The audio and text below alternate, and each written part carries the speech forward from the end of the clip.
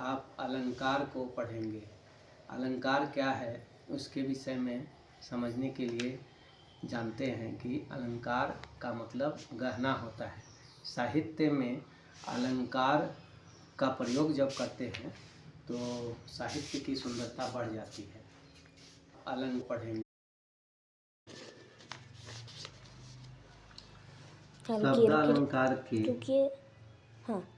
शब्दालंकार के प्रथम भेद अनुप्रास अलंकार है। इसमें वर्णों की आवृत्ति को हम देखते हैं। जैसे उदाहरण के तौर पर चंदा चमके चमचम, इसमें च वर्ण बार बार आए हैं, इसकी आवृत्ति हुई है, अर्थात यहाँ अनुप्रास अलंकार है। उसी तरह दूसरा उदाहरण देखते हैं, रघुपति राघव राजा राम, इसमें र वर्ण का रिपीटेशन बार बार होता है, बार बार र वर्ण की आवृत्ति हुई है, इसलिए यह भी उदाहरण अनुप्रास अलंकार की है। तीसरा उदाहरण देखते हैं, चूचू चूहे ने चंदू के चाय चुराई, इसमें चूचू में भी च है, चूहे में भी च है, चंदू में भी च है, चाय में भी च है और चुराई में भी च है, अर्थात च वर्ण की आवृत्ति हुई है, इसलिए यह अनुप्रास अलंकार है। अगला उदाहरण देखते हैं, खड़ग सिंह के खड़गने से खड़कती है खिड़कियाँ और खिड़कियों के खड़कने से खड़कता है खड़ग सिंह, इसमें भी ख वर्ण की आवृत्ति हुई है और इसलिए यह अनुप्रास अलंकार का उदाहरण बना। और है पके पेड़ पर पका पपीता, इसमें प वर्ण की आवृत्ति हुई है, इसलिए इसको अनुप्रास अलंकार में रखा गया है। आइए अब दूसरे अलंकार को समझें। यमक अलंकार, इसमें एक शब्द किसी पंक्ति में बार बार आएंगे लेकिन हर जगह उसके अर्थ बदल जाते हैं। जैसे पहला उदाहरण देखें, काली घटा का घमंड घटा, इसमें घटा और घटा दो बार आई है। इस घटा का अर्थ है बादल का छा जाना और घमंड का घटा होने का मतलब कम हो जाना।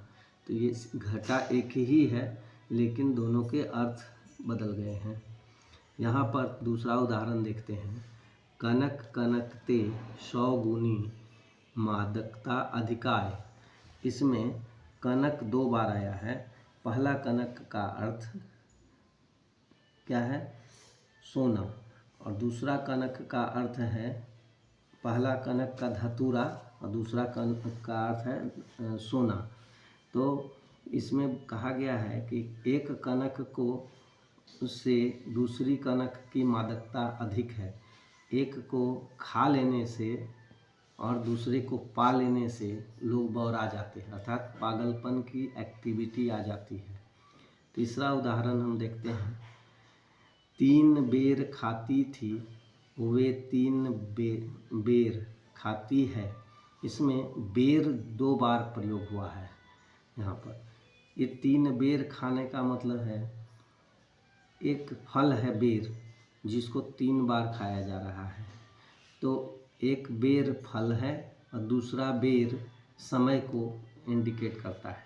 इस तरह से यहाँ पर एक ही शब्द बार बार आते हैं लेकिन अर्थ बदल जाते हैं, इसलिए इसको यमक अलंकार के उदाहरण में हम रखा गया है। इसके बाद हम अभी देखेंगे श्लेष अलंकार। श्लेष अलंकार में एक शब्द के कई अर्थ होते हैं जिसके कारण वाक्य है और दूसरा बेर समय को इंडिकेट करता है। इस तरह से यहाँ पर एक ही शब्द बार बार आते हैं लेकिन अर्थ बदल जाते हैं, इसलिए इसको यमक अलंकार के उदाहरण में हम रखा गया है। इसके बाद हम अभी देखेंगे श्लेष अलंकार। श्लेष अलंकार में एक शब्द के कई अर्थ होते हैं जिसके कारण वाक्य के भी कई अर्थ हो जाते हैं। उसका उदाहरण के लिए हम एक पहला उदाहरण देखते हैं, मंगन को देखी पट देत बार बार। यहाँ पर पट शब्द का दो अर्थ है, पहला अर्थ वस्त्र और दूसरा अर्थ दरवाज़ा। तो इसका अर्थ हो गया पंक्ति का मांगने वाला, मंगन अर्थात मांगने वाला। मांगने वाला जब आता है उसको देखकर कुछ लोग उसको वस्त्र दान में देते हैं, बार बार। और मांगने वाला जब आता है तो उसको देखकर कुछ लोग दरवाज़ा बंद कर देते हैं, पट देत बार बार, दरवाज़ा को पट दिया, बंद कर दिया। तो इस तरह से इस पंक्ति के दो अर्थ हो गए, पट के दो अर्थ होने से। दूसरा उदाहरण देखते हैं। सुबरन को ढूंढत फिरत कवि, व्यभिचारी और चोर। तो यहाँ सुबरन के 3 अर्थ हैं, जिसके कारण वाक्य के 3 अर्थ हो जाते हैं। पहला स्वर्ण, दूसरा सुंदर अक्षर और तीसरा सुंदर रंग। तो यहाँ है सुबरन को ढूंढत फिरत कवि।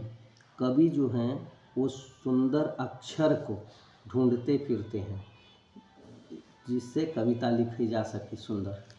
दूसरा यहाँ पर है स्वर्ण। सोना को चोर लोग ढूंढता फिरता है, जिससे उसका गुजारा चल सके।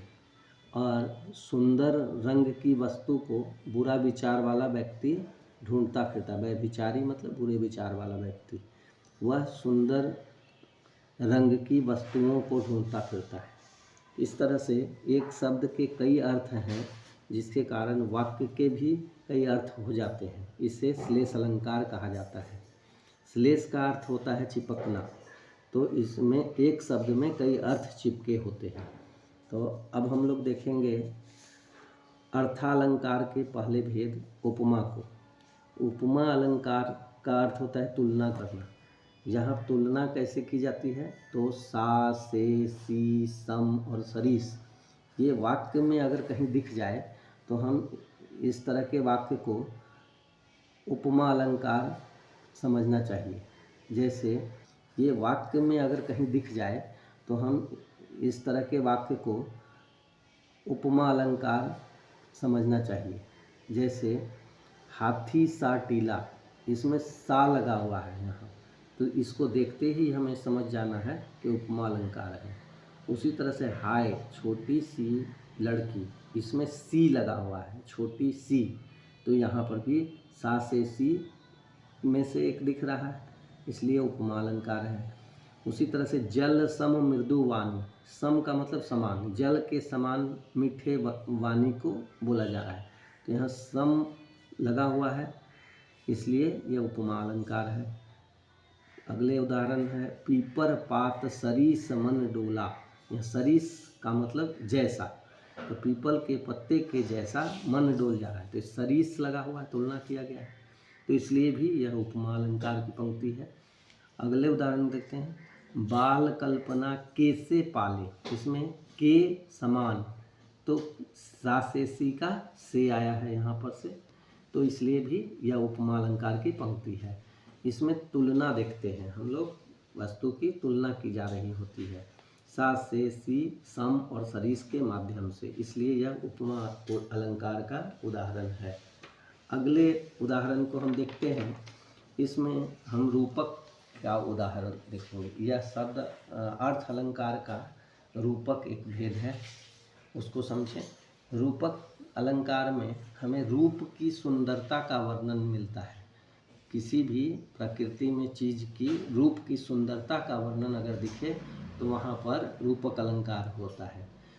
जैसे मैया मैं तो चंद्र खिलौना लय हूँ, यहाँ पर बच्चा अपनी माँ से चांद के समान सुंदर खिलौना का मांग कर रहा है, तो इसलिए यहाँ पर रूप की सुंदरता का बखान हो रहा है और रूपक अलंकार है।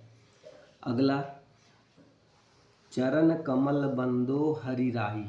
इस पंक्ति में ईश्वर के चरण सुंदर वंदना करने योग्य हैं, इसमें भी उनके पैर की सुंदरता का वर्णन है, इसलिए यहाँ पर रूपक अलंकार है। और आ जाते हैं अगले उदाहरण में। पग घुंघरू बांध मीरा नाची। इस पंक्ति में पैर में घुंघरू बांधिए, इसलिए मीरा के नाचने पर सुंदर धुन निकल रहा है, यह बताने का प्रयास है, इसलिए यहाँ रूपक अलंकार हुआ। इसमें रूप की सुंदरता का वर्णन मिलता है।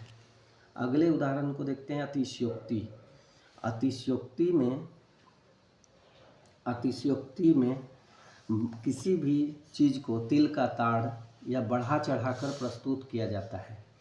जैसे लग्न पाई हनुमान की पूंछ में आग, सगरी लंका जरी गई, गए निशाचर भाग। यहाँ पर क्या कहा गया है कि हनुमान की पूंछ में आग ही नहीं लगी और वह पूरे लंका को जला दिए अपनी पूंछ से। तो यह कैसे संभव है? यह ऐसा लगता है मानो कि बढ़ा चढ़ाकर प्रस्तुत की गई है। पूंछ में आग ही नहीं लगी थी और पूरी लंका को जला दिए। तो इस तरह से यह अतिशयोक्ति में कही गई पंक्ति है। अगले उदाहरण को देखते हैं, जरा तबीयत से पत्थर को उछालो यारो, तो आसमान में भी छेद हो जाएगा। यह कहने का अर्थ है कि एक शायर कहता है कि तबीयत से पत्थर को आसमान की ओर उछालने की ज़रूरत है, अर्थात ऐसा प्रयास करने की ज़रूरत है कि हम असंभव कार्य को भी संभव बना दें। तो यह एक शायर के द्वारा दी गई पंक्ति है। इसमें असंभव को संभव बनाने के प्रयास के लिए प्रेरित किया गया पंक्ति है। यह भी अतिशयोक्ति की पंक्ति है, क्योंकि बढ़ा चढ़ाकर बोला गया है कि पत्थर को उछालने से आसमान में छेद हो सकता है। तो यह अतिशयोक्ति है जो बढ़ा चढ़ाकर प्रस्तुत किया जाता है। अगला उदाहरण हम देखते हैं अलंकार का, उत्प्रेक्षा। इस अलंकार में हम ऐसी पंक्ति देखें जिसमें जब तब जो सो ज्यों त्यों जहाँ वहाँ जनहूँ मनहूँ जानो और मानो आदि शब्दों का प्रयोग दिखे। जैसे ज्यों जग मंदिर दीपक सुंदर, इसमें ज्यों का प्रयोग हुआ है। तो यहाँ पर उत्प्रेक्षा अलंकार है। उसी तरह अगली पंक्ति में हम देखते हैं, वह ऐसा गाती है मानो लता हो। तो यहाँ मानो शब्द का प्रयोग हुआ है, इसलिए यहाँ पर उत्प्रेक्षा है। अगली पंक्ति में मनहूँ नीलमणि शैल पर आतप परियो प्रभात। इस पंक्ति में मनहूँ शब्द का प्रयोग हुआ है, इसलिए यह उत्प्रेक्षा अलंकार है। अगले अलंकार को हम देखेंगे, यह है मानवीकरण अलंकार। इसमें प्रकृति के चीज़ों में मनुष्य की क्रियाएं जब दिख जाए तो हम वैसे अलंकार को मानवीकरण अलंकार के अंतर्गत रखते हैं। जैसे वन शारदी चंद्रिका चादर ओढ़े। वन शरद ऋतु में सफ़ेद चादर ओढ़ लिए हों, ऐसा इसका अर्थ है। इसका अर्थ यह भी है कि वन है सो शरद ऋतु में जब बर्फ़ की बारी हो रही है तो वो सफ़ेद सफ़ेद दिखने लगा है। ऐसा लगता है मानो कोई व्यक्ति सफ़ेद चादर ओढ़ लिया हो। तो ये वन कोई मनुष्य तो है नहीं, लेकिन उसकी एक्टिविटी दिखाया गया कि सफ़ेद चादर ओढ़े हुए, तो इसलिए यहाँ पर मानवीकरण हुई है।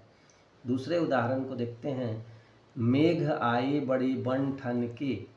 तो यहाँ पर मेघ को किसी व्यक्ति के समान बन ठन कर टाई कोट पहन कर आया हुआ दिखाने का प्रयास है। इसलिए मेघ जो है वह कोई व्यक्ति नहीं है, इसलिए उसका मानवीकरण हुआ है यहाँ पर। मेघ मतलब बादल। अगला उदाहरण है, बूढ़े पीपल ने आगे बढ़कर जुहार की। तो इस उदाहरण में पीपल के पेड़ को बूढ़ा व्यक्ति से तुलना की गई है। तो यहाँ पर भी पेड़ का मानवीकरण किया गया है, मनुष्य के समान दिखाने का प्रयास किया गया है। उसके अगले उदाहरण में दिया हुआ है, डेढ़ बीते का ठिगना चना बांधे मुरैठा शीश पर। कोई चना का पौधा अपने शीश पर मुरैठा कैसे बांधेगा? वह तो मनुष्य मुरैठा अर्थात पगड़ी बांधते हैं। तो इस तरह से पौधे का मानवीकरण रूप दिखाया गया है, इसलिए यहाँ मानवीकरण अलंकार का यह उदाहरण बना। इस प्रकार हम देखते हैं कि अलंकार जो है वह साहित्य की सुंदरता को व्यक्त करती है। अगले वीडियो में हम व्याकरण के अगले चरण को प्रस्तुत करेंगे। धन्यवाद।